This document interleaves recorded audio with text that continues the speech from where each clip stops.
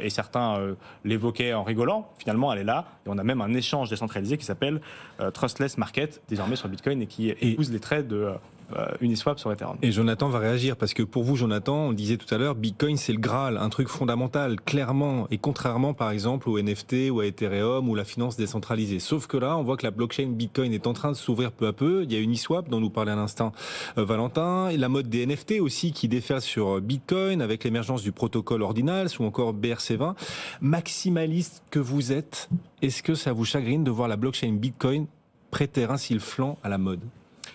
Alors, déjà merci pour cette question Guillaume, et sachez que Satoshi Nakamoto lui-même, dans le Genesis block, avait déjà inscrit des données dans le premier bloc, et rappelez-vous, je ne sais pas si vous l'avez suivi, mais il y avait justement cette image de la une du London Times qui était justement attachée à ce premier bloc.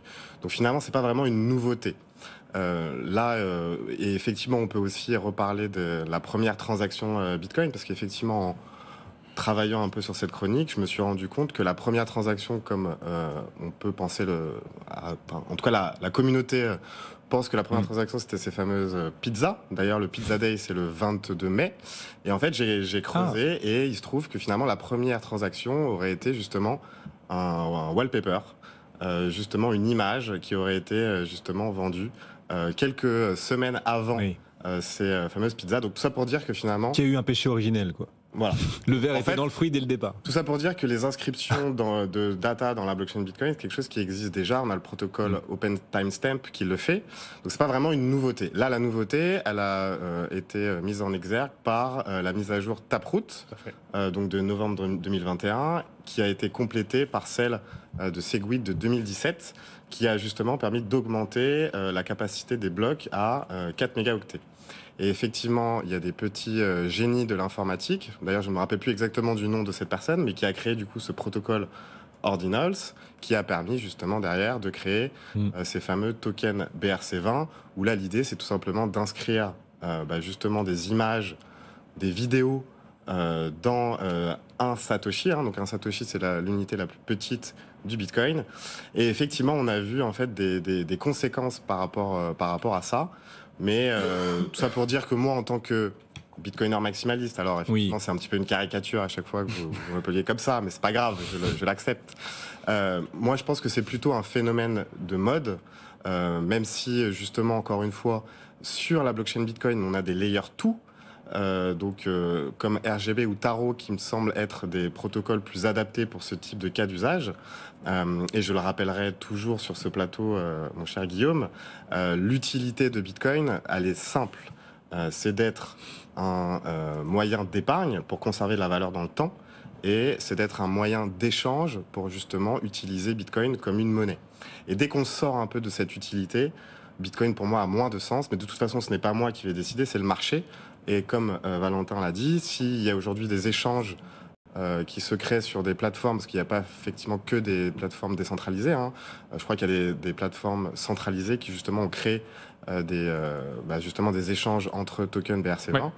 Donc cette mode, pour moi, va encore durer quelques mois, mais devrait s'estomper dans les prochains mois, parce que l'utilité justement de Bitcoin, Layer 1, pas celle-ci. Mais l'un n'empêche pas l'autre. L'un n'empêche pas l'autre. Ah bah si, parce que justement, après, il y a des conséquences justement sur les frais de minage. Ah d'accord. Qu'on voit d'ailleurs beaucoup augmenter en ce moment, à un point qu'on avait rarement, voire jamais vu, la hausse des frais de minage sur Bitcoin. C'est une nouvelle donne importante, ça change les rapports de force. Enfin, qu'est-ce qu'on peut dire là-dessus sur la hausse des frais de minage ? Alors effectivement, la conséquence de cette mode des BRC20 fait que du coup les utilisateurs veulent à tout prix faire passer leurs transactions, et c'est là où on va reparler un peu des frais de minage et du concept de la mempool. Alors pour ceux qui ne sont pas au courant, c'est un peu l'analogie du bus où vous devez payer votre ticket de bus, et plus vous allez payer cher ce ticket de bus, plus vous avez des chances de rentrer dans le bus. Et en fait pour la blockchain Bitcoin c'est un peu pareil. Et là, avec justement cette mode des tokens BRC20, on a vu justement les frais de la blockchain Bitcoin augmenter considérablement. Et d'ailleurs, petite anecdote, c'est la première fois depuis 2017 que la récompense du coup des blocs qui est de 6,25 aujourd'hui, je le rappelle, c'est la première fois depuis donc 2017 que les frais de minage ont dépassé la récompense liée au mining de Bitcoin. Les frais de transaction ont dépassé effectivement les block rewards de Bitcoin plutôt. Pardon, oui, excuse-moi, c'est l'inverse. Frais de transaction. Ouais. Donc c'est 6,7 du coup de frais de transaction contre 6,25 pour la récompense des blocs. Et du coup, qui profite de ça? Qui en pâtit? Enfin, quelles sont les Alors qui en profite? J'ai envie de dire, et un petit clin d'œil à notre ami Sébastien Gouspillou que vous recevez régulièrement sur ce plateau. Donc effectivement, les mineurs aujourd'hui sont très contents parce qu'ils gagnent plus d'argent. En revanche, effectivement, les plateformes, que ce soit des plateformes comme Stackinsat d'ailleurs, mais comme d'autres plateformes comme Kraken ou Binance ou d'autres plateformes, donc des plateformes d'échange, elles, en fait, les conséquences sont directes. Par exemple, Binance, le 8 mai, a dû interrompre les retraits Bitcoin pendant plus de 12 heures d'affilée. Donc là, on voit des conséquences business réelles, finalement, de ce phénomène de mode des BRC20. Et d'ailleurs, Kraken a été l'un des premiers à augmenter ses frais. Donc, ils ont augmenté les frais de retrait passant de 1000 Satoshi à 20 000 Satoshi. Donc, ils ont multiplié par 20 leurs frais. Et des plateformes comme Binance, KuCoin ou Huobi, elles sont à 100 000 Satoshi, ce qui représente quand même $27 aujourd'hui au cours actuel. Et là, considérable. Vous parlez de tous vos petits copains, vos concurrents. Stackinsat, du coup, vous augmentez aussi vos frais pour vous adapter, les frais de retrait, par exemple? Alors, merci pour cette question. En tout cas, c'est gratuit. C'est gratuit. Pour le coup, c'est gratuit. Oui, c'est gentil.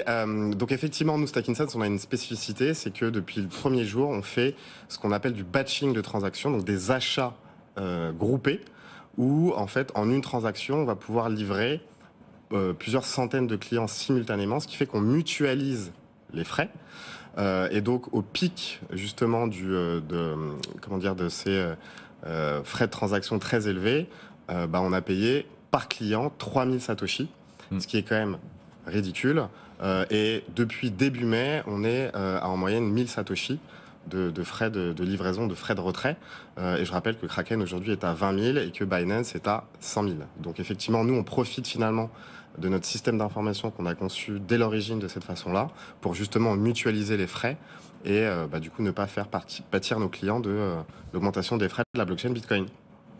Bon, voilà cet écosystème qui doit évoluer avec la hausse des frais effectivement qui atteignent des records. On est d'accord sur Bitcoin. Jamais on avait vu des niveaux de frais aussi élevés. Alors, depuis 2017. Depuis 2017, et c'est la première fois depuis 2017 que les frais sont plus élevés que les récompenses de blocs. C'est ce que vous nous disiez également. Bon, vous êtes un... Alors, non, je vais arrêter de le répéter. J'allais dire vous êtes un Bitcoin maximaliste, mais je vais arrêter de vous ranger dans un tiroir comme ça. Il faut que j'arrête comme ça les catégorisations. Enfin voilà, vous êtes quand même un vrai fan du Bitcoin et plutôt punk quand même. La liberté pour vous c'est très important et c'est l'une des raisons pour lesquelles vous êtes venu vers cet écosystème des cryptos, les libertés individuelles. Évidemment, c'est une thématique importante partout, mais dans les émergents, conquérir de nouvelles libertés individuelles, c'est encore plus important, peut-être même vital pour certains habitants dans certains pays. Vous nous parlez donc d'un projet qui pourrait faire franchir une étape importante pour l'amélioration des libertés. Alors oui, effectivement, et ça je vais parler en fait d'un homme, d'un CEO qui s'appelle Ray Youssef. Donc c'était le CEO d'une plateforme qui s'appelle Paxful. Donc Paxful a connu un certain nombre de déboires. Donc Paxful c'est une société qui permet des échanges en pair à pair de Bitcoin, donc une sorte de place de marché, un peu un Amazon du Bitcoin. J'ai oublié de vous préciser que vous aviez 45 secondes, pardon. D'accord. Voilà. Merci Guillaume. Et donc en fait cette personne a décidé justement suite au déboire de sa société Paxful de créer en fait un nouveau projet qui s'appelle SafeKit. Et d'ailleurs il a créé ce projet avec Jack Dorsey. Donc à travers sa société TBB et donc ce projet s'appelle donc SafeKit et il utilise le protocole Nostr.